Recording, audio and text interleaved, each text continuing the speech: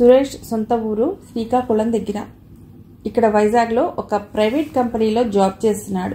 మనిషి తెల్లగా అందంగా ఉంటాడు. మృదుభాషి. కళ్యాణి అతడి కొలీగ్. ఇద్దరి మధ్య ఉన్నది స్నేహమో ప్రేమో అన్న క్లారిటీ లేదు. అతడితో బాగా క్లోజ్గా మూవ్ అవుతుంది. ఆ మాటకొస్తే అందరితోనూ అలాగే ఉంటుంది. వీలు కుదిరినప్పుడల్లా సురేష్ రూమ్కి వస్తుంది. డిగ్రీ దాకా చదివిన సురేష్ జాబ్ కోసం వైజాగ్ వచ్చాడు. ఈ రూమ్లోనే ఉంటూ ప్రయత్నాలు చేశాడు. లక్కీగా జాబ్ తగిలింది. అతడి తల్లిదండ్రులు అప్పుడప్పుడు వచ్చి పెడుతుంటారు. అలా ఒకసారి వచ్చినప్పుడు కళ్యాణి సంగతి వాళ్ళ చెవిన పడింది. అదిరిపోయి కొడుకుని నిలదీశారు. ఏరా, ఇది మంచి పద్ధతేనా? ఆ అమ్మాయి నీ రూమ్కి రావటం ఏమిటి, ఉండటం ఏమిటి? ఇది సంసారంలో ఉండే లోగిలేనా అని బాధపడ్డారు. మీరేమీ బాధపడకండి, అందరూ అనుకునేంత సీన్ లేదు మా మధ్య. జస్ట్ స్నేహం. తను కొంచెం ఓపెన్ కాబట్టి ఇలా వస్తోంది అంతే. అయినా ఫ్రీగా ఉండే అమ్మాయిలందరూ చెడిపోయిన వాళ్లేనా? ఎదురు తిరిగాడు సురేష్. నువ్వు పంపించే డబ్బుల మీద ఆధారపడ్డ వాళ్ళం. నీకేం చెప్తా, నీ ఇష్టం. మాకు తలవంపులు తెచ్చే పని మాత్రం చేయకు అని చెప్పారు. అలాగే అని సర్ది చెప్పాడు సురేష్. తల్లిదండ్రుల నోరు మూయించాడు. కానీ అతడి మనసులో కూడా చాలా సందిగ్ధత ఉంది. కళ్యాణికి తన మీద ఉన్న ఫీలింగ్ ఏమిటో తెలియటం లేదు. ఆమె అంటే ఇష్టమే, కానీ ఆమె బయటపడినప్పుడు తానెలా ప్రొసీడ్ అవుతాడు? ఈ విషయంలో బ్రహ్మం సహాయం తీసుకోవాలి అనుకున్నాడు. కోచింగ్ సెంటర్లో క్లాసుల మధ్య బ్రేక్ టైం. క్లాస్ బయటకొచ్చి అందరూ చిట్ చాట్ చేస్తున్నారు. సూర్యం కూడా తన ఫ్రెండ్స్తో సబ్జెక్ట్ గురించి డిస్కస్ చేస్తున్నాడు. ఒక అమ్మాయి అతడి దగ్గరకు వచ్చి హాయ్ సూర్యం అంది. ఆమెను పోల్చుకున్నాడు.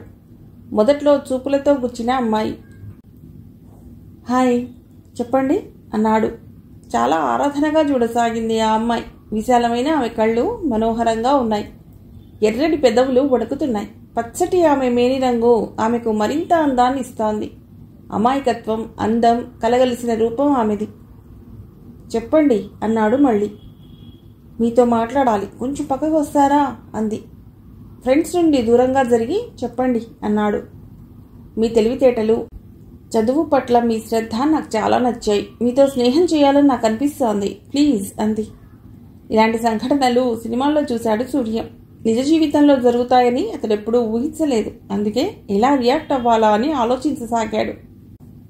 ఆమె ఇన్ఫాక్చుయేషన్ స్టేజ్లో ఉంది. అంత పెద్ద పదం సూర్యంకి తెలియదు, కానీ ఏదో భ్రమలో ఉందని మాత్రం అర్థమైంది. అందుకే నెమ్మదిగా చెప్పాలని అనుకున్నాడు. ఆమె కళ్ళలోకి చూస్తూ, చూడండి, నేను పక్కా పల్లెటూరి వాడిని, పేదవాడిని. ఏదో ఆ భగవంతుడి దయ వల్ల చదువు అబ్బింది. ఇంట్లో గొడవపడి మరీ ఈ కోచింగ్కి వచ్చాను. నా ఫ్రెండ్స్ దయ వల్ల చదువుకుంటున్నాను. ఎంసెట్లో ర్యాంక్ రాకపోతే నా బతుక్కి అర్థం లేదు. ప్రస్తుతం నా దృష్టంతా దాని మీదే. నేను మీకు ఫ్రెండ్ కాలేను, ఎందుకంటే ఒక్క ఫ్రెండ్ మీకు ఇచ్చే ఆనందాన్ని నేను ఇవ్వలేను. నాకంత సీన్ కూడా లేదు. దయచేసి మీ పని చూసుకోండి అన్నాడు. బాగా నిరాశపడినట్టు ఆమె కళ్ళు చెప్పాయి. చివ్వున వెనుదిరిగి వెళ్ళిపోయింది. ఏమిట్రా విషయం, నువ్వు తక్కువడివి కాదురోయ్ అంటున్నారు ఫ్రెండ్స్. నవ్వాడు సూర్యం. నా గురించి మొత్తం తెలిసిన మీరు కూడా అలా అంటే ఎలారా? ఇలాంటివన్నీ పెట్టుకుంటే నా చదువు సాగినట్టే అని సిగ్గుపడిపోయాడు. అబ్బో, నీ సిగ్గు చెమడా. సరేలే, ఆ అమ్మాయి ఏదో ఊహించుకుని ఉంటుంది, ఆ విషయం మర్చిపోదాం అనుకుని క్లాస్కి వెళ్ళిపోయారు. క్లాసులు అవ్వగానే రూమ్కి వచ్చేశాడు సూర్యం. మాసిన బట్టలు చాలా అయిపోయాయి, ఉతుక్కోవాలి అనుకుని అవన్నీ ఒక బకెట్లో వేసుకుని కింద బావి దగ్గరికి వెళ్ళాడు. నీళ్లు తోడుకుని బట్టలు తడిపి నెమ్మదిగా ఉతుక్కోసాగాడు. కాసేపటికి వచ్చిన వ్యక్తిని చూసి కొంచెం కంగారు పడ్డాడు. వచ్చింది రాధ. బ్రహ్మం రూమ్లో ఉంటుంది మీరే కదా అంది. అవునండి, నేనే. చదువుకుంటున్నారా? అవునండి. బ్రహ్మం నా గురించి ఎప్పుడు చెప్పలేదా? లేదండి అన్నాడు. చిన్నగా నిట్టూర్చింది. సూర్యం తొందరగా బట్టలు తుక్కుని వెళ్ళిపోదామని చూస్తున్నాడు. కానీ ఆమె తన గురించి చెప్పుకోవాలని తాపత్రయపడుతోంది. ఆమె చెప్పడం మొదలెట్టింది. నా తండ్రి నా చిన్నప్పుడే చనిపోయాడు. మా అమ్మ నన్ను, అన్నయ్యను కష్టపడి పెంచి పెద్ద చేసింది. బోలెడంత కట్నం ఇచ్చి నాకు పెళ్లి చేశారు. ఇక్కడికి దగ్గరలోనే మా అత్తగారి ఊరు. వాళ్ళది కూడా చాలా సాధారణ కుటుంబం. నేను నా భర్త ఎంతో అన్యోన్యంగా ఉండేవాళ్ళం. నా భర్తకు నేనంటే చాలా ప్రేమ. కానీ విధి నా మీద చిన్న చూపు చూసింది. నా భర్త ఒక యాక్సిడెంట్లో చనిపోయాడు. ఆ తర్వాత అత్తగారింట్లో ఉండలేకొచ్చేశాను. మా అమ్మ కూడా నా పరిస్థితి చూసి దిగులుతో చనిపోయింది. అన్నయ్య, నేను ఒంటరి వాళ్ళం అయిపోయాం. వెక్కి వెక్కి ఏడుస్తోంది. ఏదో టీవీ సీరియల్ చూసిన ఫీలింగ్ కలిగింది సూర్యానికి. గుండె బరువెక్కిపోయింది. మూతి మీద మీసం కూడా ముదరని అతడు ఆమెకు ఏమని చెప్పి ఓదార్చగలడు? కానీ ఏదో ఒకటి చెప్పాలి కదా, అందుకే పోనీలండి, ఏం చేయగలం అన్నాడు. ఇంతలో రాధన్నయ్య బయట నుండి ఇంటికి రావడంతో ఆమె వెళ్ళిపోయింది. అమ్మయ్య అనుకున్నాడు సూర్యం. బట్టలు ఆరబెట్టి రూమ్లోకి వచ్చాక ఆలోచించసాగాడు. రాధ తనతో అవన్నీ ఎందుకు చెప్పింది? తనేం చేయగలడు? ఏమో, తన బతుకే దిక్కులేదు. తిండికి షెల్టర్కి బ్రహ్మం మీద ఆధారపడ్డాడు. బహుశా మనసులోని బాధను తగ్గించుకునే అవుట్లెట్ కోసం చెప్పి ఉంటుంది. ఏమిటో, మనిషికో సమస్య, మనస్సుకో సమస్య. పుస్తకాలు తీసి చదువుకోసాగాడు. కాసేపు అయ్యాక బ్రహ్మం వచ్చాడు.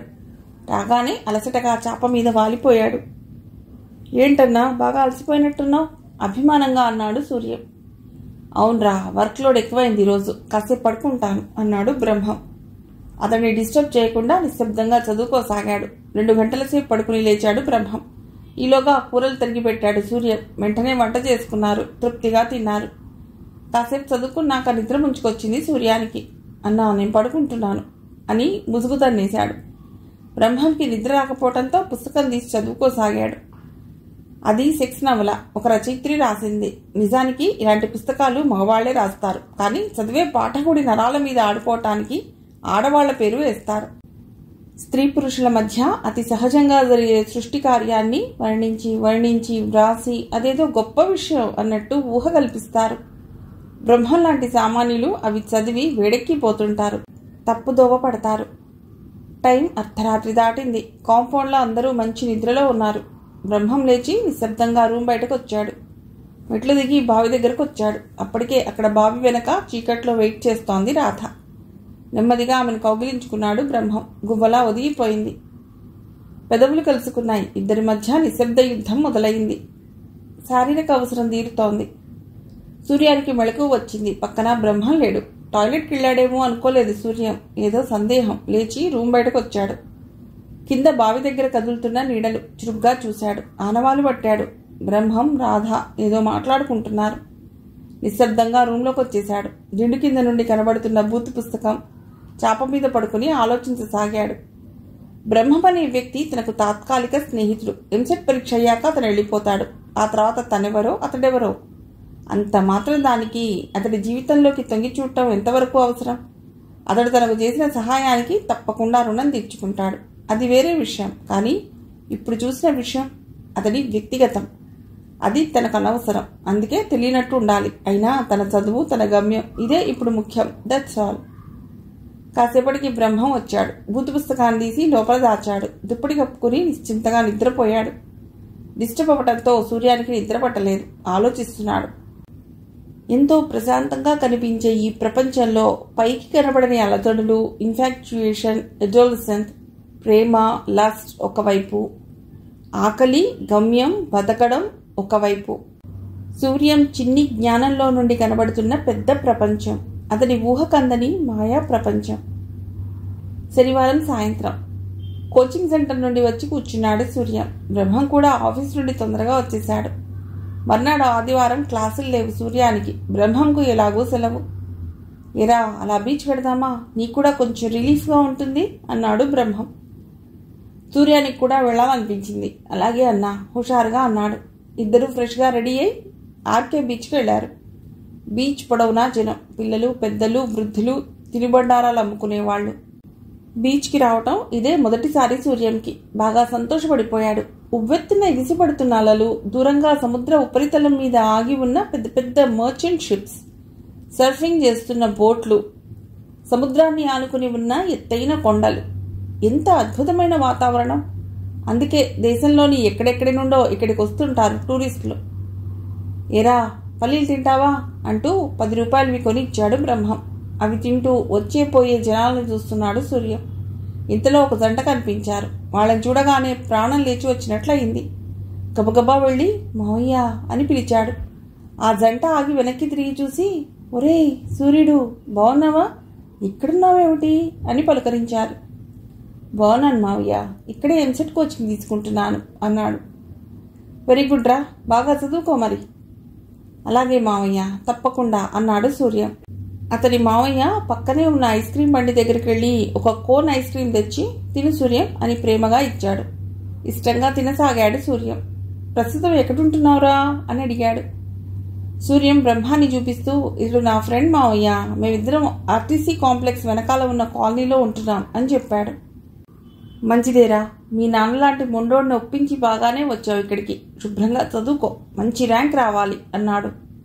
మనసంతా అదోలా అయింది సూర్యానికి. తల్లిదండ్రులు గుర్తొచ్చారు. సరేరా, ఎప్పుడైనా మా ఇంటికి రా అని అడ్రస్ చెప్పాడు. వెడుతూ ఒక 500 నోటు సూర్యం చేతిలో పెట్టాడు. ఎందుకో కళ్ళల్లో నీళ్లు తిరిగాయి సూర్యానికి.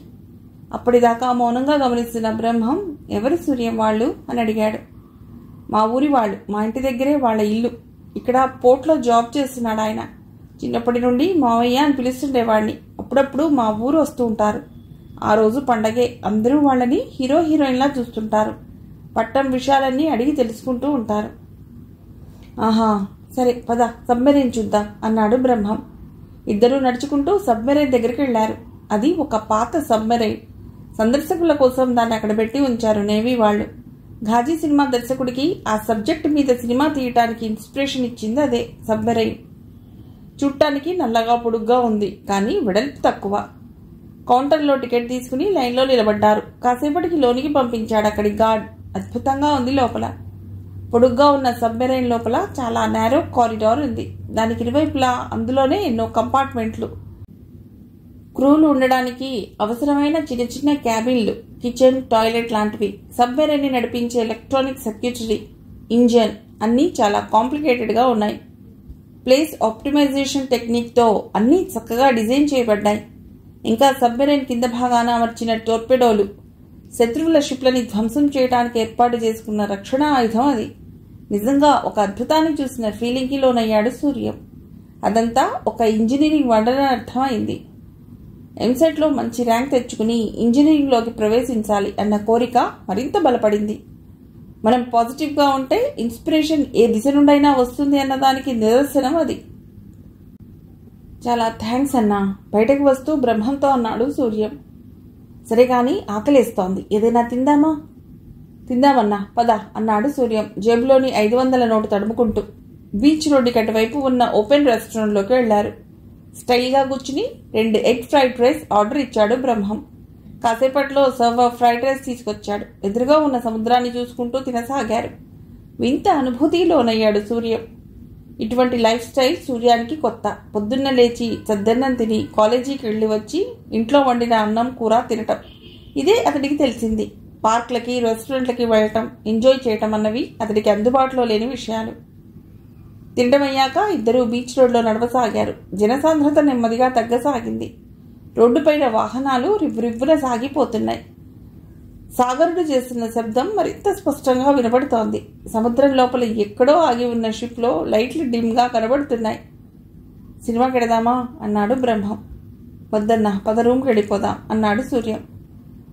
పర్లేదు లేరా, రేపు ఎలాగూ సెలవే కదా. లేదన్నా, చదువుకునేది ఉంది నసిగాడు సూర్యం. కానీ మనసులో సినిమాకి వెళ్లాలనే ఉంది.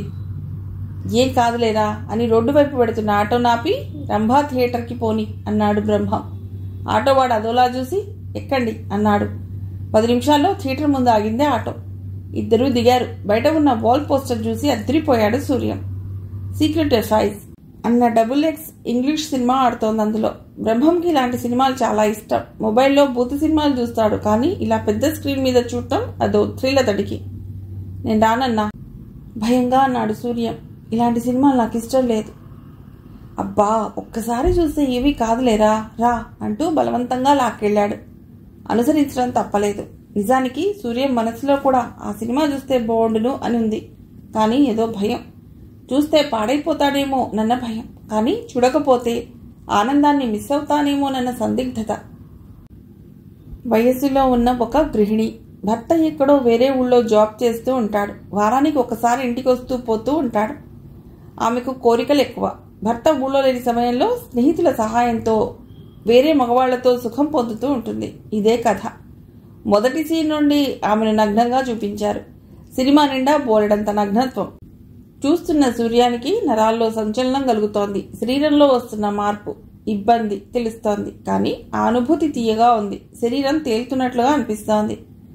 ఏదో కావాలనిపిస్తోంది. అలా ఊహల్లో ఉండగానే సినిమా అయిపోయింది.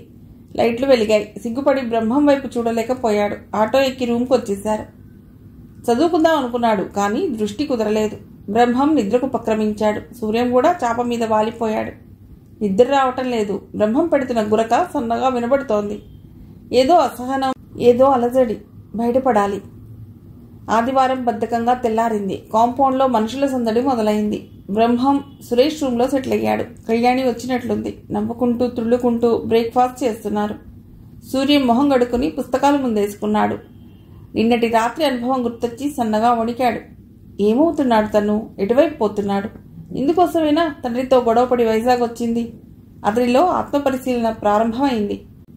పోనీ ఈ వాతావరణం నుండి దూరంగా పోవటానికి రూమ్ మారదామంటే అంత ఆర్థిక స్తోమత అతడి దగ్గర లేదు. అందుకే దేన్ని పట్టించుకోకుండా చదువు మీద దృష్టి పెట్టాలనుకున్నాడు.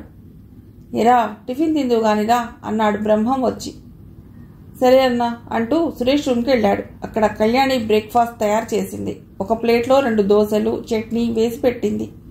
మొహమాటంగా తిన్నాడు సూర్యం. మంచినీళ్లు తాగి, అన్నా నేను మన రూమ్కి వెడుతున్నా అని చెప్పి వచ్చేశాడు. పుస్తకాలు తీసి ఫిజిక్స్ చదువుకోవటం మొదలెట్టాడు. ఇంతలో కింద ఏదో గొడవ అవుతున్న శబ్దం వినబడింది. రూమ్ బయటకొచ్చి కిందికి చూశాడు. రాధ ఎవరో అమ్మాయితో. ఏంటే, నీకు నాన్నయ్య తప్ప ఇంకెవరు దొరకలేదా? జాగ్రత్త, నీకు ముందే చెప్తున్నాను అని వార్నింగ్ ఇస్తోంది. ఆ అమ్మాయి కోపంగా చూసి, నీకేంటే మధ్యలో, మా ఇష్టం అని ఎదురు తిరిగింది. సూర్యానికి ఆ గొడవ పట్ల క్యూరియాసిటీ పెరిగింది. అతడు చదువుతున్న ఫిజిక్స్ పుస్తకం పేజీలు రెపరెపలాడుతున్నాయి. ఈ గొడవకి ఇంట్లో నుండి బయటకొచ్చాడు రాధా అన్నయ్య పరమేష్. ఏమిటి గొడవ? అందరూ వెళ్ళండి అని గట్టిగా అరుస్తున్నాడు. ఆ అమ్మాయి వైపు తిరిగి, హేమా, ఎందుకు గొడవ? నేను వస్తాను, నువ్వు పద అన్నాడు. హేమా, నీ చెల్లెలు పెద్ద పతివ్రతలాగా మాట్లాడుతోంది. ఆమె ఎవ్వరాలు నాకు తెలియదనుకుంటుందేమో, జాగ్రత్తగా ఉండమను అంది. అబ్బా, దానితో నీకెందుకు, వస్తానని చెప్పాను కదా, పో అంటూ ఆమెను కాంపౌండ్ వాల్ బయటకు పంపించేశాడు. సూర్యం రూమ్లోకి వచ్చి మళ్లీ పుస్తకాల ముందు కూర్చున్నాడు. కానీ దృష్టి నిలవడం లేదు. జరిగిన గొడవ గురించి ఆలోచిస్తోంది. ఎన్నిసార్లు తనకు తాను అతడు చెప్పుకున్నా మనస్సు మాత్రం కోతిలా వేరే విషయాల్లోకి పరిగెడుతోంది. బ్రహ్మం రూమ్లో ఉంటూ తప్పు చేస్తున్నానేమో అని ఒక్క క్షణం బాధపడ్డాడు. అయినా లక్ష్యం మీద గురి ఉంటే ఇంకేవీ కనపడకూడదు కదా. అర్జునుడికి పక్షి కన్ను మాత్రమే కనబడినట్టు తనకు ఎంసెట్ బాగా రాయటం మాత్రమే కనబడాలి అనుకున్నాడు. నిశ్శబ్దంగా చదువుకోసాగాడు. లంచ్ టైం అయింది. నాన్ వెజ్ వంటకాల ఘుమఘుమలు ముక్కుపుటాలకు సోకుతున్నాయి. ఆ వాసనకి కడుపులో అలారం కొట్టింది. బ్రహ్మం సురేష్ రూమ్లోనే ఉన్నాడు. అతడు ఎప్పుడు పిలుస్తాడా అని ఎదురు చూడసాగాడు సూర్యం. కాసేపటి తర్వాత బ్రహ్మం ఒక ప్లేట్లో అన్నం, చికెన్ కూర తెచ్చి సూర్యానికిచ్చి, నువ్విక్కడే తినరా, అక్కడ మాకు మందు పార్టీ జరుగుతోంది అని చెప్పి, భోంచేశాక కొంచెం నా బట్టలు ఉతికేయి అని తూలుకుంటూ వెళ్ళిపోయాడు. గబగబా తినసాగాడు. చూస్తుంటే బ్రహ్మం తనని ఒక బానిసలా మార్చేలా ఉన్నాడని భయం వేసింది అతడికి. కానీ తప్పదు, అతడి పరిస్థితి అలాంటిది. సర్దుకుపోవాలి. తిన్నాక ఒక అరగంట కూర్చున్నాడు. బకెట్లో బట్టలు వేసుకుని బావి దగ్గరికి వెళ్ళాడు సూర్యం. బట్టలు తుడుతుండగా వచ్చింది రాధ. సూర్యం, భోంచేశావా ప్రేమగా అడిగింది. తిన్నాను అన్నాడు ముక్తసరిగా. పొద్దున చూసావా ఎంత గొడవ అయిందో, నాతో పెట్టుకుంటే అంతే గర్వంగా చెప్పింది. సూర్యం ఏమీ మాట్లాడలేదు. తనే చెప్పసాగింది. అసలు దాని సంగతి నీకు తెలీదు, చాలా కంత్రీది అంది. సూర్యం బట్టలు ఉతకటం మీద దృష్టి పెడుతున్నట్టు నటించసాగాడు. ఆమె అవేవీ పట్టించుకోకుండా స్టోరీ చెప్పడం కొనసాగించింది. రాధ చెప్పిన హేమ కథ. హేమది వైజాగ్ దగ్గరలో ఉన్న ఒక పల్లెటూరు. చాలా చిన్న వయసులోనే పెళ్లి చేసేశారు ఆమె తల్లిదండ్రులు. కాపురానికి భర్తతో పాటు వైజాగ్ వచ్చింది. ఆమె భర్త ఏదో కంపెనీలో జాబ్ చేస్తూ ఉంటాడు. కొంచెం ఇన్నోసెంట్ టైప్ అతడు. కానీ హేమ చాలా హుషారు. పాటలు చాలా బాగా పాడుతుంది. ఒక గొప్ప గాయని కావాలని చిన్నప్పటి నుండి కలలు కనేది. పరిస్థితులు అందుకు అనుకూలంగా లేకపోవడంతో ఏం చేయాలో తెలియక సంసారం కొనసాగిస్తూ అవకాశం కోసం ఎదురు చూడసాగింది. ఒక పెళ్లిలో ఆమె పాడుతున్నప్పుడు చూశాడు రాధా అన్నయ్య పరమేష్. ఆమెతో పరిచయం పెంచుకున్నాడు. ఇద్దరి అభిరుచులు కలిశాయి. కాలక్రమేణా అది ప్రేమగా మారింది. శారీరక సంబంధం ఏర్పడింది. కానీ వచ్చిన సమస్యల్లా ఎక్కడ కలుసుకోవాలి అన్నది. ఒకరోజు అతడి కౌగిల్లో సేద తీరుతూ, హేమ, ఎన్నాళ్ళ దొంగతనంగా కలుసుకుంటాం? నాకు నా మొగుడు కావాలి, నువ్వు కావాలి. ఎవరికీ అనుమానం రాకుండా మనం కలిసేలా ఏదైనా ఏర్పాటు చేయి అంది. ఆలోచనలో పడ్డాడు పరమేష్. హేమ చెప్పేది కూడా కరెక్టే. అలా దొంగతనంగా కలుసుకుంటే ఎప్పటికైనా ప్రమాదమే. అందుకే ఒక చక్కటి మార్గం చూడాలనుకున్నాడు. ఒకరోజు ఆమె భర్తను వాళ్ళ ఇంటి దగ్గర కలిశాడు. నమస్కారం అండి, నా పేరు పరమేష్, ఈవెంట్ మేనేజర్ని అని పరిచయం చేసుకున్నాడు. అమాయకంగా చూశాడు హేమ భర్త.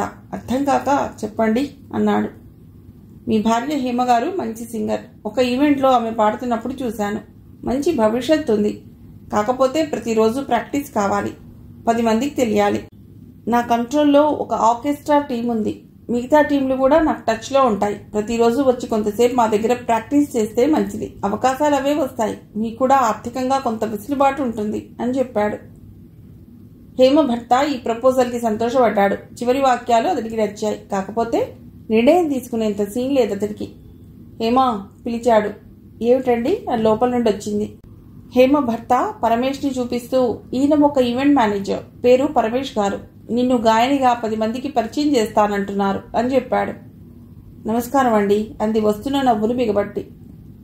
నమస్కారం మేడం, మీ భర్తకి అన్నీ చెప్పాను. మీరు చేయవలసిందల్లా ప్రతిరోజు కొంత సమయం మా టీంతో పాటు పాటలు ప్రాక్టీస్ చేస్తూ ఉండాలి అంతే అన్నాడు. ఆమె మనస్సు ఆనందంతో గంతులేసింది. కానీ బయటపడకుండా అలాగేనండి తప్పకుండా అని చెప్పి నమస్కరించింది. సరే ఇక సెలవు, ఇదే నా అడ్రస్ అని చెప్పి అక్కడి నుంచి వచ్చేశాడు పరమేష్. నిజానికి పరమేష్ వాళ్ళు అద్దెకుంటున్న ఇంటి కాంపౌండ్లోనే ఒక ఆర్కెస్ట్రా టీం వాళ్ళు కూడా గది అద్దెకు తీసుకున్నారు. ప్రతిరోజు కొంత సమయం ప్రాక్టీస్ చేస్తూ ఉంటారు. ప్రోగ్రామ్స్ ఉన్నప్పుడు వెళ్ళి పర్ఫార్మెన్స్ ఇస్తుంటారు. వాళ్లతో హేమ గురించి అప్పటికే మాట్లాడి పెట్టుకున్నాడు పరమేష్. వాళ్ళకి కూడా ఒక ఫీమేల్ సింగర్ కావాలి కాబట్టి హేమను తమ టీంలోకి తీసుకుంటామన్నారు. ఆ విధంగా మార్గం సుగమం అయ్యింది. ఆ రూమ్ తాలూకు తాళం చెవులు పరమేష్ దగ్గరే ఇచ్చి పెడుతుంటారు. ప్రతిరోజు హేమ నీట్గా రెడీ అయి ప్రాక్టీస్ కోసం 1 గంట ముందుగా వస్తుంది. ఆ గంట టైం పరమేష్తో కలిసి సద్వినియోగం చేసుకుంటుంది. ఆ తర్వాత మిగతా టీం వాళ్ళు అంటే తబలా, కీబోర్డ్, గిటార్, డ్రమ్స్ మొదలైన ఆర్టిస్టులు ఒక్కరొక్కరుగా వస్తారు. అప్పుడు నిజమైన ప్రాక్టీస్ మొదలవుతుంది.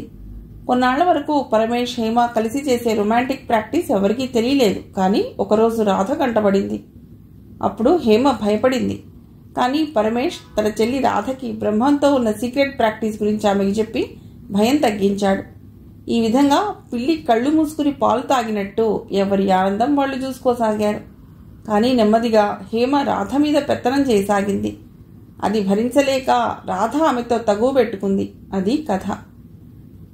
బుర్ర వేడెక్కిపోయింది సూర్యానికి. అనవసరంగా రాధతో మాట్లాడుతున్నానని పశ్చాత్తాపడ్డాడు. గబగబా బట్టలు ఉతకడం ముగించి రూమ్కి పారిపోయాడు. ఏం కుర్రాడో, కోరి దగ్గరకు వస్తుంటే పారిపోతున్నాడు అని నిట్టూర్చి ఇంట్లోకి వెళ్ళిపోయింది రాధ. రాఘవ కోచింగ్ సెంటర్లో సూర్యంతో పాటు చదువుకుంటున్న విద్యార్థి. లావుగా బొద్దుగా ఉంటాడు. ఒక పల్లెటూరి బ్యాక్గ్రౌండ్ నుండి వచ్చి చదువులో ప్రతిభ చూపిస్తున్న సూర్యం అంటే అతడికి చిన్నపాటి ఆరాధనా భావం. ఎప్పుడూ సూర్యంతో ప్రత్యక్షంగా మాట్లాడలేదు. కానీ మొదటి నుండి గమనిస్తూ ఉన్నాడు. కోచింగ్ జాయిన్ అయిన కొత్తల్లో సూర్యానికి ప్రతి టెస్ట్లోనూ మంచి మార్కులు వస్తుండేవి. కానీ ఈ మధ్య మార్కులు బాగా తగ్గిపోవటం గమనించాడు. తను ఇన్స్పిరేషన్గా తీసుకుంటున్న సూర్యం ఒక్కసారిగా ఇలా ఎందుకు దిగజారిపోతున్నాడో అతడికి అర్థం కాలేదు. అందుకే సూర్యంతో ఒకసారి ఇంటరాక్ట్ కావాలనుకున్నాడు. ఒకరోజు క్లాసుల మధ్య బ్రేక్ టైంలో హాయ్ సూర్యం అని విష్ చేశాడు రాఘవ. ఆశ్చర్యపోతూ చూసి హాయ్ అన్నాడు సూర్యం. ఎలా చదువుతున్నావు సూర్యం అని అడిగాడు. బాగానే చదువుతున్నాను. నువ్వు? ఓకే పర్వాలేదు. అయినా నీలాంటి టాపర్స్కే మార్కులు తక్కువ వస్తుంటే నాకు భయం వేస్తోంది. మా పరిస్థితి ఏమిటని. అలా ఏం కాదు, అందరం ఒకటే అని సర్దిద్దాడు సూర్యం. Raghava local candidate. అతడి ఇల్లు వైజాగ్లోనే.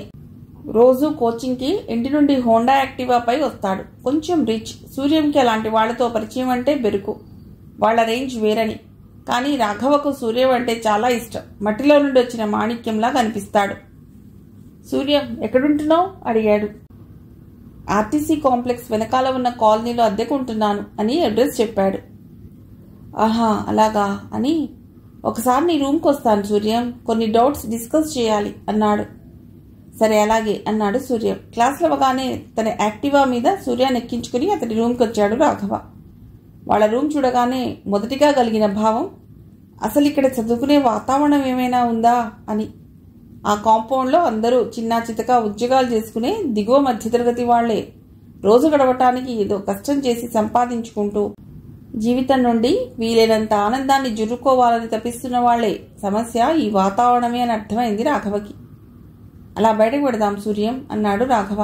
ఇద్దరూ యాక్టివాపై బయలుదేరారు. అలా డ్రైవ్ చేస్తూ రాఘవేంద్ర స్వామి టెంపుల్ దగ్గర ఆపాడు రాఘవ. అతడు రాఘవేంద్ర స్వామి భక్తుడు. అప్పుడప్పుడు ఆ టెంపుల్కి వస్తుంటాడు. బండి పార్క్ చేసి చెప్పులు బయట విడిచి లోనికి వెళ్లారిద్దరు. సూర్యం విశాలమైన ఆ టెంపుల్ని కళ్ళు విప్పార్చి చూస్తున్నాడు. ఒక పవిత్రమైన భావన అతడి మనసులో కదలాడింది.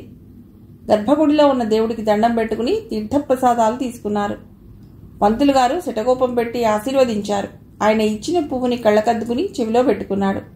తర్వాత ఇద్దరూ గుడి ప్రాంగణంలోనే కాసేపు కూర్చున్నారు.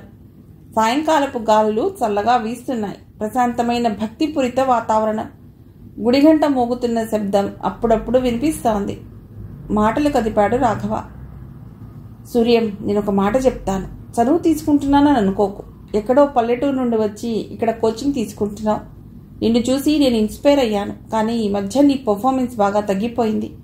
బహుశా నీ చుట్టుపక్కల వాతావరణంతో డిస్టర్బ్ అవుతున్నట్లున్నావు. మా ఇల్లు ఇక్కడే, నువ్వు మా ఇంటికి వచ్చి అన్నాడు. ఆలోచనలో పడ్డాడు సూర్యం. రాఘవ చెప్తున్నది కరెక్టే. తన మనసులో కూడా అదే ఫీలింగ్ ఉంది. కానీ వేరే దారి లేక బ్రహ్మం రూంలో ఉన్నాడు. ఇప్పుడు రాఘవ దేవుళ్లా వచ్చి తనను ఆదుకుంటానన్నప్పుడు కాదనటం ఎంతవరకు మంచిది? కాకపోతే రాఘవ ఇంట్లో కూడా వాతావరణం ఎలా ఉంటుందో అదే చిన్న సందేహం. లేకపోతే వెంటనే ఓకే అనేవాడు. రాఘవకు సూర్యం మనసు అర్థమైంది. నువ్వేమీ డౌట్ పడకు సూర్యం. నీకు ఎటువంటి డిస్టర్బెన్స్ మా ఇంట్లో ఉండదు. నాకు కూడా నువ్వు తోడు ఉంటే సబ్జెక్ట్లో డౌట్స్ క్లారిఫై అవుతాయి. ఇద్దరం కష్టపడి చదువుదాం. మంచి ర్యాంక్ తెచ్చుకుందాం ప్లీజ్ అన్నాడు. అలాగే రాఘవ, థ్యాంక్స్ అన్నాడు సూర్యం. ఇద్దరూ తృప్తిగా అక్కడి నుంచి వచ్చేశారు. అదేమిట్రా, నువ్వు అక్కడికి వెళ్ళి ఎలా ఉంటావు? ఆశ్చర్యపోయాడు బ్రహ్మం. సూర్యానికి ఎలా చెప్పాలో అర్థం కాలేదు. లేదన్నా, సబ్జెక్టు కొంచెం కష్టంగా ఉందన్నా. ఎంసెట్కి ఇంకా 4 రోజులే ఉంది. ఇప్పుడు సరిగ్గా చదవకపోతే నా పని అవుట్. నేను రాఘవ కంబైన్డ్ స్టడీ చేస్తాం. అందుకే వెడదాం అనుకుంటున్నాను అన్నాడు. బ్రహ్మం కాసేపు ఆలోచించి, సరేరా, నీ ఇష్టం. నీకు ఎక్కడ బాగుంటే అక్కడికి వెళ్ళు. కానీ బాగా చదువుకో అని చెప్పాడు. రిలీఫ్గా ఫీల్ అయ్యాడు సూర్యం. బ్రహ్మం ఏదైనా కిరికిరి చేస్తాడేమోనని అనుకున్నాడు. కానీ ఇంత స్మూత్గా వదిలేస్తాడనుకోలేదు. అంతా భగవంతుడి దయ. ఆ తర్వాత ఆదివారం రాఘవ వచ్చి సూర్యాన్ని పికప్ చేసుకున్నాడు. పుస్తకాలు బట్టలు సర్దుకుని అందరికీ బాయ్ చెప్పి రాఘవ బండెక్కి వచ్చేశాడు సూర్యం. ఊరు నుండి వైజాగ్ వచ్చి 2 నెలలు అయింది. ఈ 2 నెలల్లో 2 రూమ్లు మారాడు. ఏది చేసినా తన లక్ష్యం చేరుకోవటానికే కదా అని సర్ది చెప్పుకున్నాడు. రాఘవ తండ్రి స్టీల్ ప్లాంట్ ఉద్యోగి. కోచింగ్ సెంటర్కి దగ్గరలోనే వాళ్ల ఇల్లు. సూర్యం ఆ ఇంటిని పరిశీలనగా చూడసాగాడు. చాలా పెద్ద ఇల్లు. రాఘవకు విడిగా ఒక రూమ్. ఎటువంటి డిస్టర్బెన్స్ లేకుండా చదువుకోవటానికి వీలుగా ఉంది. సూర్యాన్ని తన తల్లిదండ్రులకి పరిచయం చేశాడు రాఘవ. సూర్యాన్ని చూసి చాలా సంబరపడ్డారు వాళ్ళు. సూర్యంతో, ఎటువంటి మొహమాటాలు పెట్టుకోకు బాబు. నీ సొంత ఇల్లులాగానే అనుకో. బాగా చదువుకోండి అని చెప్పారు. ఇక వెనక్కి తిరిగి చూసుకోలేదు సూర్యం. భగవంతుడు ఇన్ని విధాలుగా తనకి సహాయం చేస్తున్నప్పుడు సద్వినియోగం చేసుకోకపోతే దాన్ని మించిన తప్పు ఇంకొకటి ఉండదు అని నిర్ణయించుకున్నాడు. కళ్ళు మూసినా తెరిచినా, నిద్రపోతున్నా మెళకువలో ఉన్నా ఒక్కటే ధ్యేయం. వేరే ధ్యాస లేదు. అన్నీ మర్చిపోయి గమ్యం మీదే దృష్టి నిలిపాడు. రాఘవ కూడా తక్కువ తినలేదు. సూర్యంతో సమానంగా చదవసాగాడు. అనుకున్న టైం రానే వచ్చింది. ఎంసెట్కి ఇంకో రోజు ఉంది. కోచింగ్ సెంటర్ వాళ్ళు సిలబస్ కంప్లీట్ చేసేశారు. ఫ్రెండ్స్ అందరూ ఆల్ ది బెస్ట్ చెప్పుకుని విడిపోయారు. సూర్యం, రాఘవ ఆ సాయంత్రం రాఘవేంద్ర స్వామి టెంపుల్కి వెళ్లారు. మనస్ఫూర్తిగా నమస్కరించుకున్నాడు సూర్యం. ఆ రాత్రి ప్రశాంతంగా నిద్రపోయాడు. తెల్లవారగానే లేచి రెడీ అయ్యాడు. అతడి సెంటర్ ఆంధ్ర యూనివర్సిటీలో. రాఘవ అతడిని బండి మీద దింపి, సూర్యం ఆల్ ది బెస్ట్ రా అని కౌగిలించుకున్నాడు. మిత్రమా, నీకు కూడా ఆల్ ది బెస్ట్ చెప్పాడు సూర్యం. థ్యాంక్ యూ బ్రో అని తన సెంటర్కి వెళ్ళిపోయాడు రాఘవ. ఎగ్జామ్ రాయడానికి వచ్చిన విద్యార్థులని చూసి గుండె జారిపోయింది సూర్యానికి. ఇసుక వేస్తే రాలంత మంది జనం. కాంపిటీషన్ ఇంత ఉంటుందని తెలియదు సూర్యానికి. దేవుడి మీద భారం వేసి గుండె చిక్కబట్టుకున్నాడు. ఎగ్జామ్ హాల్లోకి ప్రవేశించి ధైర్యంగా రాయసాగాడు. టైం ఓవర్ అన్న ఇన్విజిలేటర్ మాటలు వినబడి తలెత్తి చూశాడు. టైం చాలా తొందరగా గడిచినట్లు అనిపించింది. ఒక్కసారి మళ్ళీ పేపర్ చెక్ చేసుకున్నాడు. సంతృప్తిగా అనిపించింది. పేపర్ ఇచ్చేసి బయటికి వచ్చి వెయిట్ చేయసాగాడు. కాసేపట్లో వచ్చాడు రాఘవ. ఎలా రాశావు సూర్య? ఎగ్జైటింగ్గా అడిగాడు. బాగా రాశాను రాఘవ ఆనందంగా చెప్పాడు సూర్యం. నేను కూడా బాగానే రాశాను, పద అన్నాడు రాఘవ. ఒక యుద్ధం ముగిసింది అన్న భావన కలిగింది సూర్యానికి. ఎందుకో ఒక్కసారిగా ఏడుపు తన్నుకొచ్చింది. రాఘవని కౌగిలించుకున్నాడు. ఊరుకోరా ఊరుకో అని దగ్గరకు తీసుకున్నాడు రాఘవ. ఇద్దరూ ఇంటికి వచ్చేశారు. రాఘవ తల్లిదండ్రులు కూడా చాలా సంతోషించారు. తర్వాత 2 రోజులు వాళ్ళింట్లోనే ఉండి వీడ్కోలు తీసుకుని తమ ఊరు ప్రయాణమయ్యాడు. వచ్చేస్తున్నప్పుడు రాఘవ తల్లిదండ్రులకి నమస్కరించి, మీ రుణం నేను తీర్చుకోలేను, ఆ దేవుడే నాకు మిమ్మల్ని చూపించాడు అని చెప్పి వచ్చేశాడు. పార్వతి, నీ సుపుత్రుడు వచ్చాడు చూడు, అదోలా అన్నాడు శంకరం. ఇంటికి వచ్చిన సూర్యాన్ని చూసి, ఎలా రాసావు నీ ఎంసెట్, ర్యాంక్ వచ్చిందా అని అడిగాడు. బాగానే రాశాను నాన్న, మంచి ర్యాంకే వస్తుంది. చూద్దాం, ర్యాంక్ రాకపోతే మాత్రం నేను చెప్పినట్టు జాబ్ చూసుకుని మాకు చేదోడు వాదోడుగా ఉండాలి అని ఆర్డర్ వేశాడు. అలాగే నాన్న అని చెప్పి లగేజ్ లోన పెట్టాడు సూర్యం. కూర్చుని నిశ్శబ్దంగా రోధించసాగాడు. 3 నెలలు బయట ఉన్న తనని ఒక్కడివి ఎలా నెట్టుకొచ్చావురా అని అడగకుండా సూటి పోటీ మాటలతో వేధిస్తున్నాడు. ఎప్పుడు మారతాడు? అంతే, తండ్రి మారతాడనుకోవటం అత్యాశే. చిన్నగా నిట్టూర్చాడు. పార్వతమ్మ వచ్చి, ఎలా ఉన్నావు నాయనా, మీ నాన్న మాటలు పట్టించుకోకు, ఆయన అంతే, అదో రకం. పోనీలే, నువ్వు కోరుకున్నట్టు పరీక్ష రాశావు, ఇక సింహాద్రి అప్పన్న దయ అని వంటగదిలోకి వెళ్ళిపోయింది. చెల్లెళ్ళిద్దరూ చుట్టుముట్టేసి, ఎలా ఉందన్నయ్య వైజాగ్, చాలా బాగుంటుంది కదా, మాకోసం ఏం తెచ్చావు అని ప్రేమగా అడుగుతున్నారు.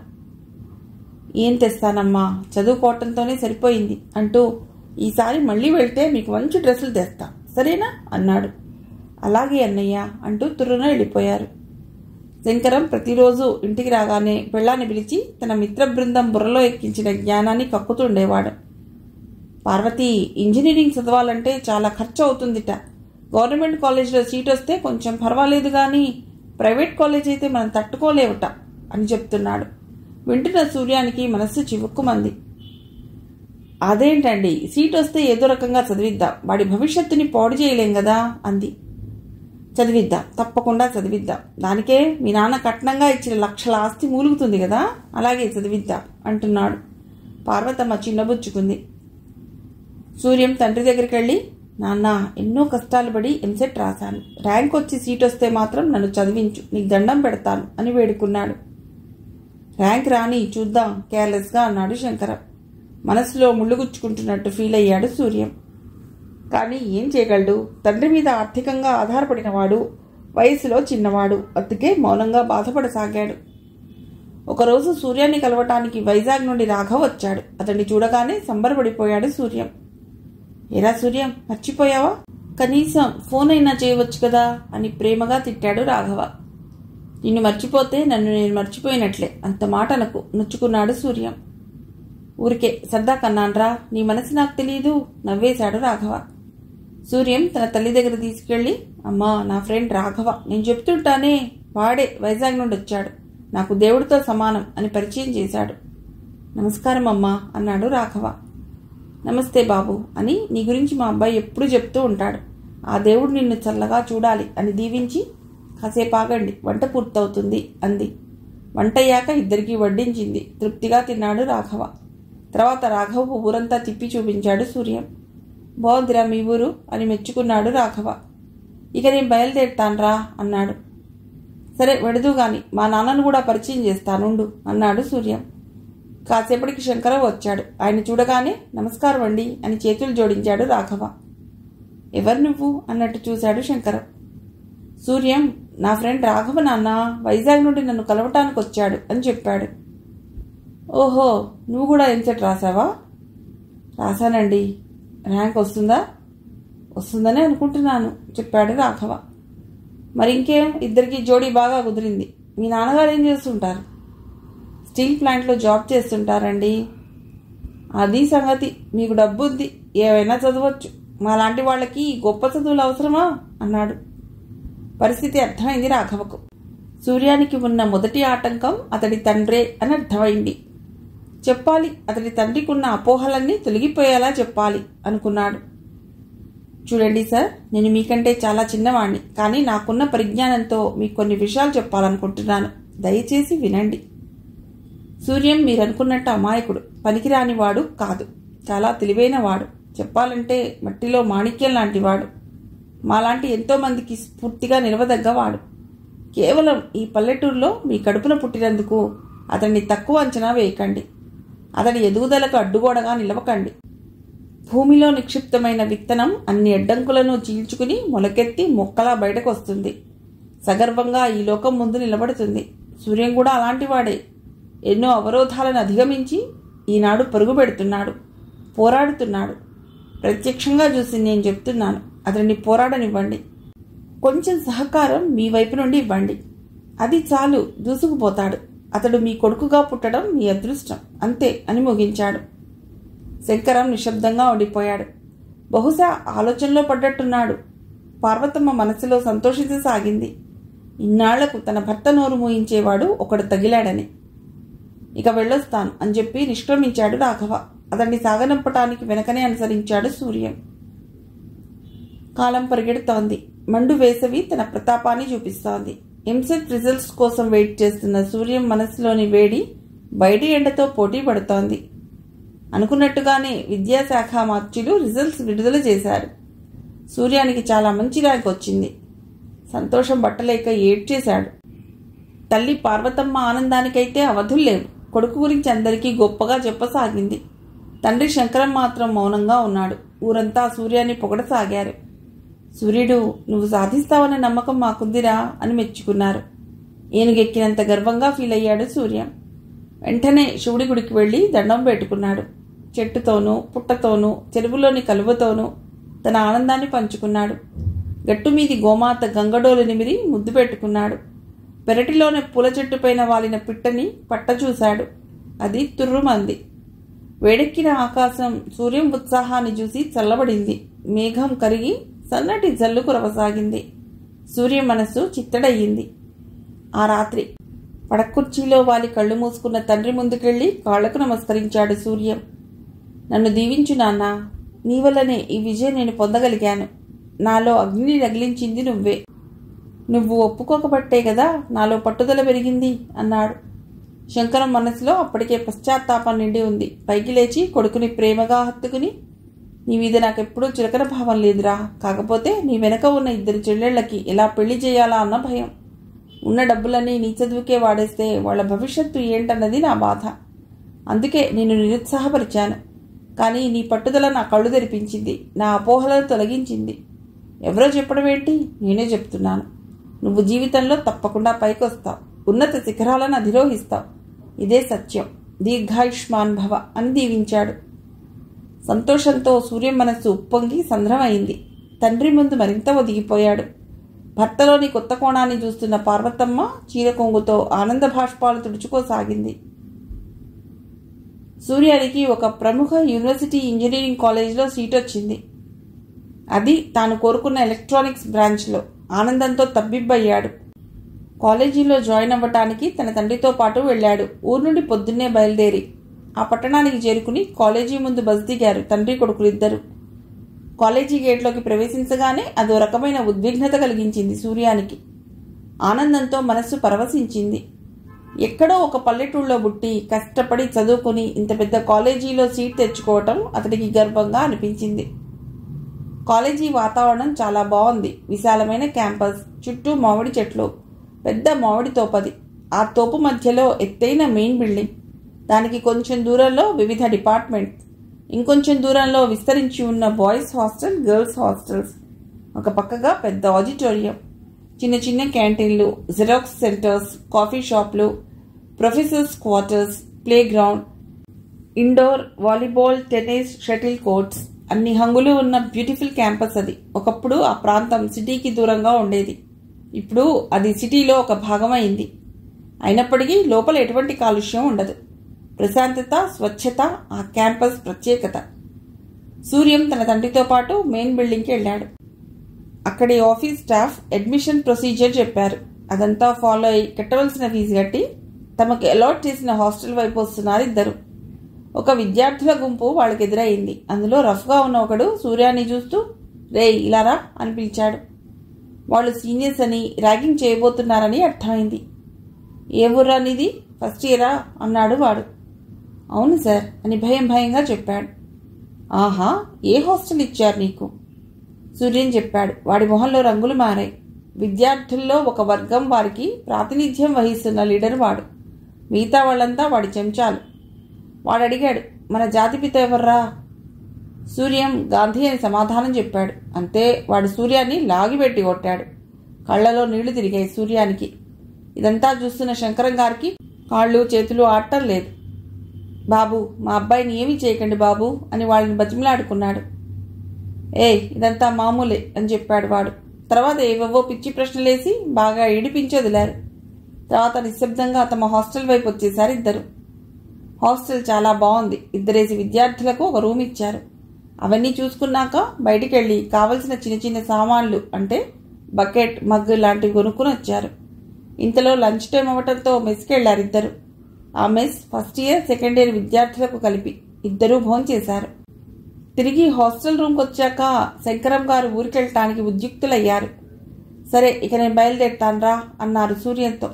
అలాగే నాన్న అని బలహీనంగా చెప్పాడు. ఏం భయం లేదు, ఇలాంటివన్నీ మొదట్లో మామూలే, అన్నీ సర్దుకుపోతాయి, జాగ్రత్త అని చెప్పి హ్యాండ్ బ్యాగ్ తీసుకుని హాస్టల్ బయటకు వచ్చేశారు శంకరం. అక్కడి దాకా తోడొచ్చాడు సూర్యం. బాయ్ నాన్న, జాగ్రత్త అని చేతి నూపుతూ కాలేజీ బయటకు వెళ్ళిపోతున్న తండ్రిని దిగులుగా చూశాడు సూర్యం. శంకరం గారు కూడా ఉబికి వస్తున్న కన్నీటిని దాచుకోవటానికన్నట్టు గబగబా నడుస్తూ వెళ్ళిపోయారు. ఇంతకాలం కూపస్థ మండూకంలా ఊరికే పరిమితమైన సూర్యం జీవితంలో ఒక కొత్త అధ్యాయం మొదలైంది. ఫ్రెషర్స్ పార్టీ జరుగుతోంది. కొత్తగా వచ్చిన ఫస్ట్ ఇయర్ విద్యార్థులకు సీనియర్స్ పలికే ఆహ్వానం లాంటిది ఆ పార్టీ. డయాస్ మీదకు ఒక్కొక్క విద్యార్థి వచ్చి తన పేరు, ఊరు చెప్పి తనలో ఉన్న టాలెంట్ని ప్రదర్శించాలి.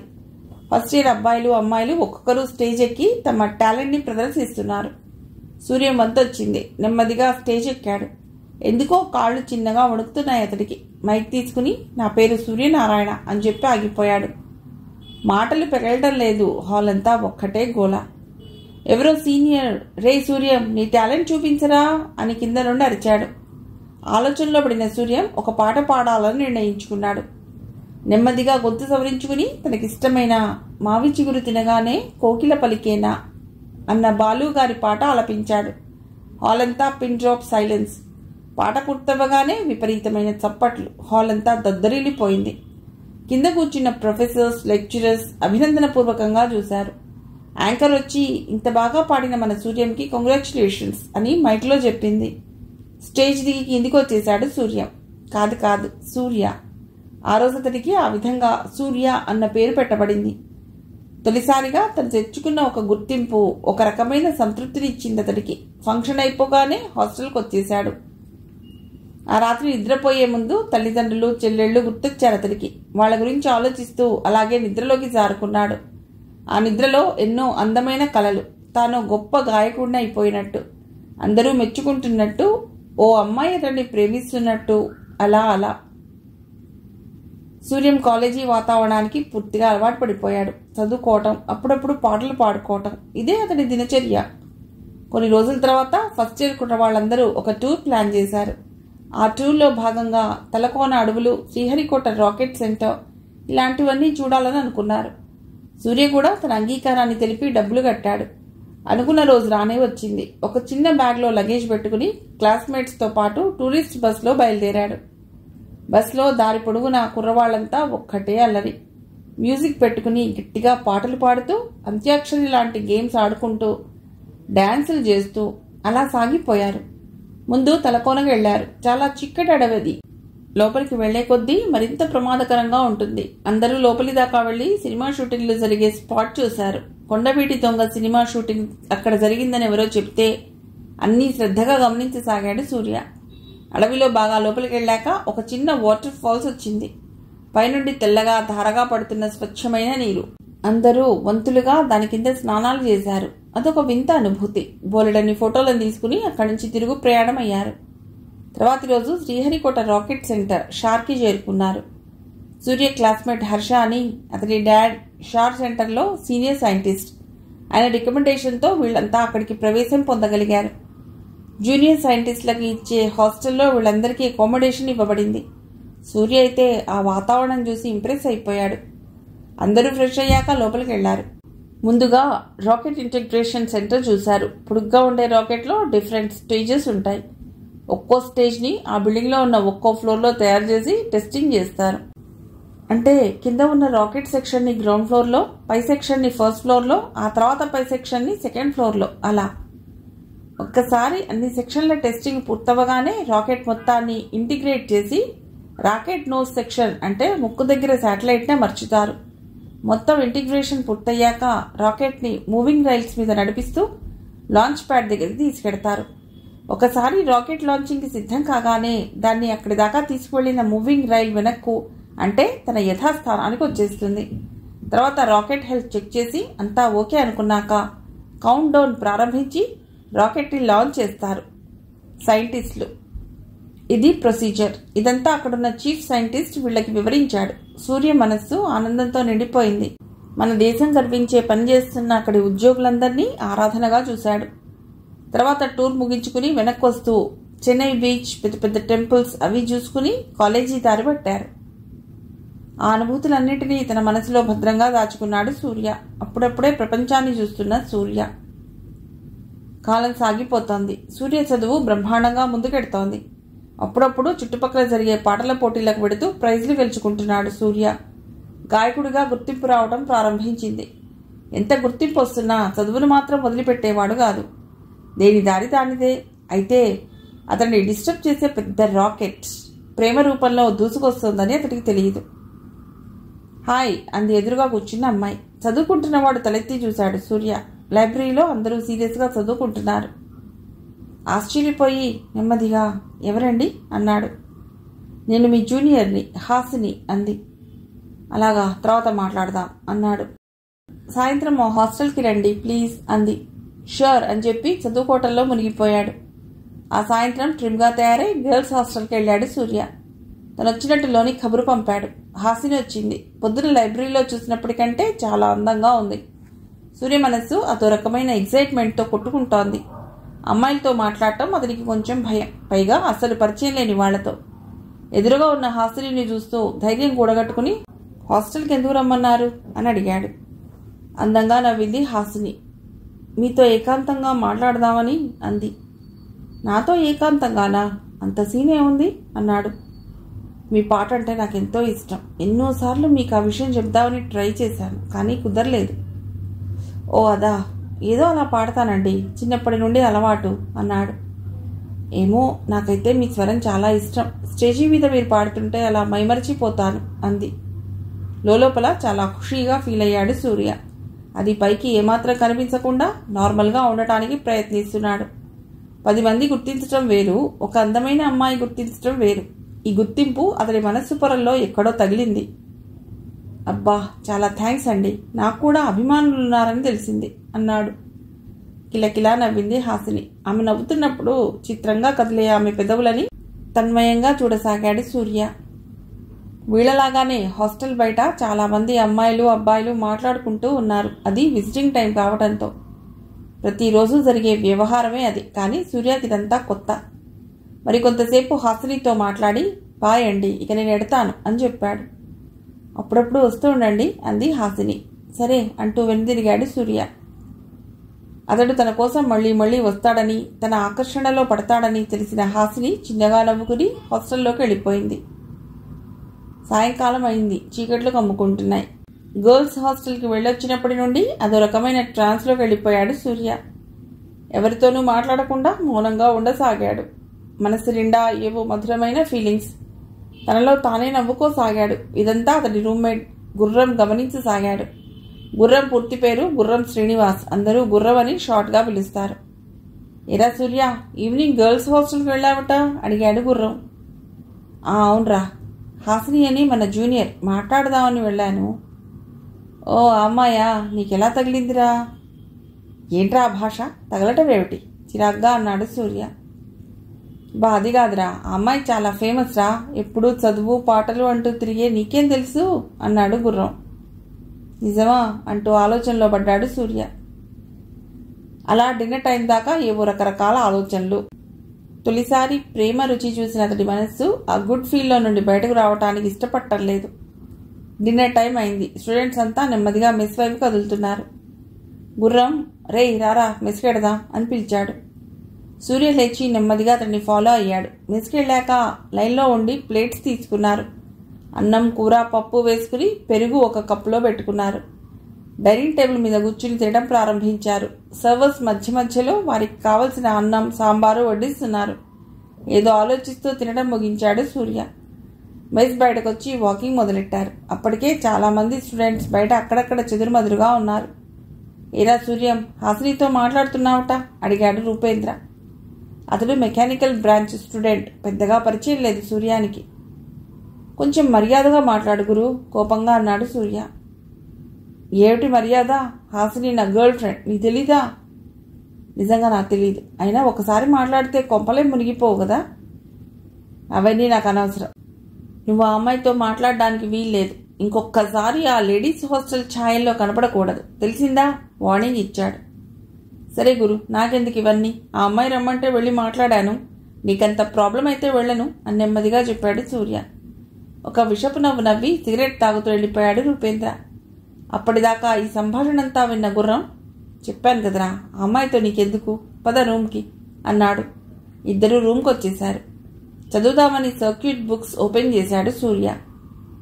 కొంచెం కూడా కాన్సన్ట్రేట్ చేయలేకపోయాడు.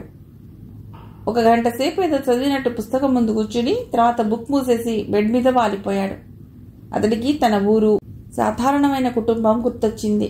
తనలాంటి చిన్న స్థాయి వాళ్ళకి ప్రేమ అన్న పదం చాలా దూరం అని అర్థమైంది. కళ్ళు అలాగే మూసుకున్నాడు. నెమ్మదిగా అతడి కళ్ళ నుండి జారుతున్న కన్నీరు తలగడలోకి ఇంకిపోతోంది. మ్యూజిక్ రూమ్లో కూర్చుని పాట ప్రాక్టీస్ చేస్తున్నాడు సూర్య. అతడి సీనియర్ శ్రీకాంత్ కీబోర్డ్ మీద దానికి మ్యూజిక్ వాయిస్తూ, సూర్య నువ్వు కూడా కీబోర్డ్ నేర్చుకోవచ్చు కదా, అప్పుడు నువ్వే కీబోర్డ్ ప్లే చేస్తూ పాడవచ్చు, నాకు కూడా ఈ శ్రమ తప్పుతుంది అని నవ్వుతూ అన్నాడు. నిజమే అనిపించింది సూర్యకు. తర్వాత రోజే వెతుక్కుంటూ సర్వేశ్వరరావు గారింటికి వెళ్ళాడు. గేట్ తీసి లోపలికి వెళ్ళేసరికి ఆయన చిన్నపిల్లలకి కీబోర్డ్ నేర్పిస్తున్నారు. సూర్యని చూసి, ఎవరి బాబు నువ్వు, ఎందుకు వచ్చావు అని అడిగారు.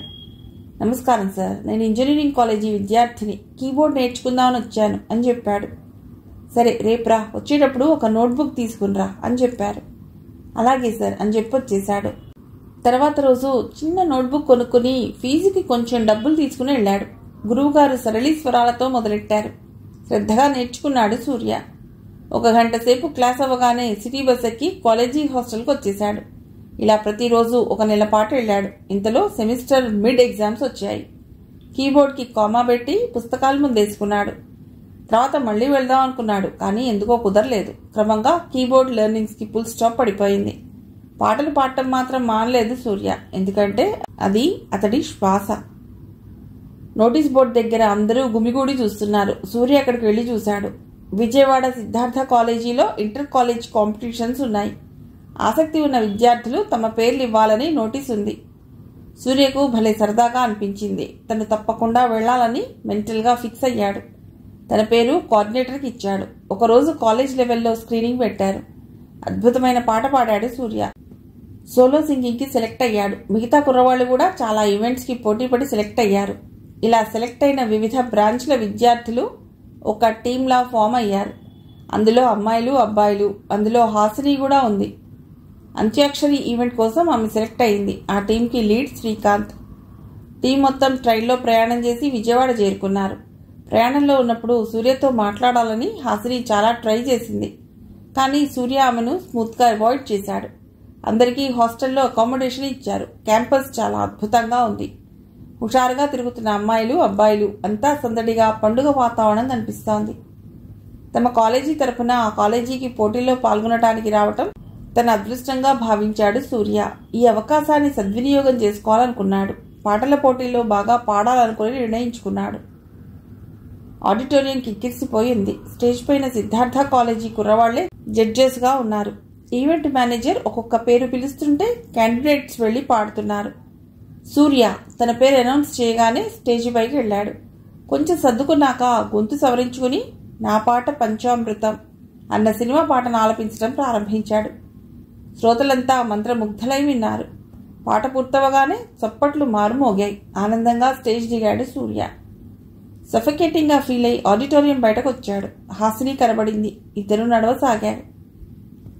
చాలా బాగా పాడావు సూర్య అని మెచ్చుకుంది. థ్యాంక్ యూ అన్నాడు. మీ అంత్యాక్షరి అయిపోయిందా? లేదు, రేపు షెడ్యూల్ చేశారు. పోనీలే, మన కాలేజీకి కొన్ని ప్రైజ్లు వచ్చినా పర్వాలేదు, మరి ఒక్క ప్రైజ్ కూడా రాకపోతే సిగ్గుచేటు అన్నాడు. ఎందుకు రావు, వస్తాయి, నీలాంటి వాళ్ళు ఉన్నారుగా అంది. మాటలో పడి కాఫీ షాప్ దాకా వచ్చారు. సూర్య, కాఫీ తాగుతా. అలాగే అని కాఫీకి ఆర్డర్ ఇచ్చాడు. బయట చెట్టు నీడలో వేసిన కుర్చీల్లో కూర్చున్నారు. కాఫీ వచ్చింది. సిప్ చేస్తూ నెమ్మదిగా అడిగింది హాసిని. నాతో మాట్లాడటం ఎందుకు మానేశావు? కాసేపు మౌనంగా ఉన్నాడు సూర్య.